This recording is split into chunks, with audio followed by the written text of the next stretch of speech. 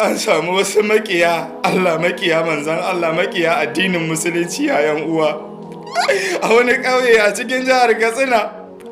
Sun bi wasu bayan Allah suna cikin sallah asubahi yayan uwa, suka bude masu wuta suka kashe su a cikin wannan masallacin, kuma bayan sun kashe su suka buga abokinsu suka kona, kuma bayan sun kona su ya'yan uwa sai suka fita makota gidaje makota wannan masallaci ya'yan uwa suka bubuɗe gidajen al'umma suka yi garkuwa da akalla mutum 100 suka tafi da shi.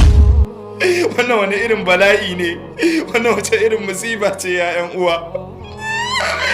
Ya'yan uwa mu taya waɗannan bayan Allah da addu'a Allah ya karɓi shahadarsu. Su kuma waɗannan mutanen Allah ya tarwatsa su, Allah ya watsa su, Allah ya ruguza su, Allah ya daidaita su dan arzikin Annabi Muhammadu Rasulullahi sallallahu alaihi wa sallam. La hawla wala quwwata illa billahi al-aliyyil azim.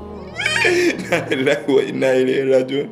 Allah ka samu cika da kyau da imani dan arzikin manzon Allah.